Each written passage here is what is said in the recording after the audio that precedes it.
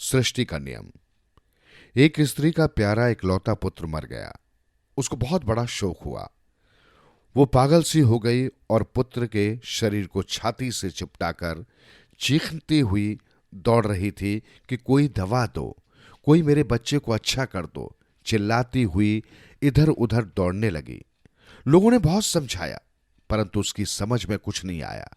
उसकी दयनीय स्थिति देखकर एक सज्जन ने उसे भगवान बुद्ध के पास ये कहकर भेज दिया कि तुम सामने के बौद्ध विहार में भगवान के पास जाकर दवा मांगो, वे निश्चय ही तुम्हारा दुख मिटा देंगे।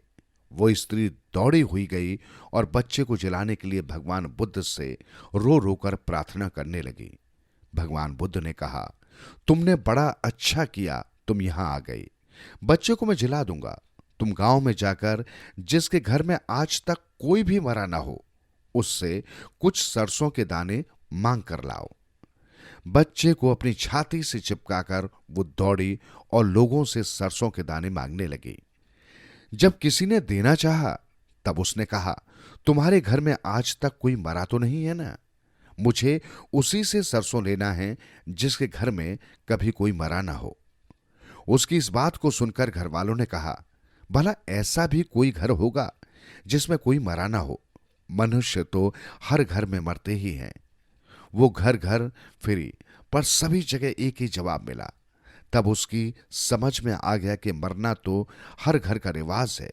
जो जन्मता है वो मरता ही है। मृत्यु किसी भी उपाय से टलती नहीं। टलती होती तो क्यों कोई अपने प्यारे को मरने देता? एक घर में ही नहीं, जगत भर में सभी जगह मृत्यु का विस्तार है।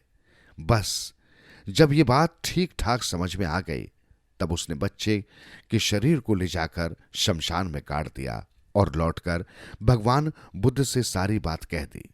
भगवान बुद्ध ने उसे फिर समझाया, देखो, यहां जो जन्म लेता है उसे मरना ही पड़ेगा, यही नियम है। जैसे हमारे घर के मरते हैं, वैसे ही हम भी मर जाएंगे। इसलिए मृत्यु का शोक न करके उस स्थिति की खोज करनी चाहिए जिसमें पहुंच जाने पर जन्म ही ना हो। जन्म न होगा तो मृत्यु आप ही मिट जाएगी। बस समझदार आदमी को यही करना चाहिए।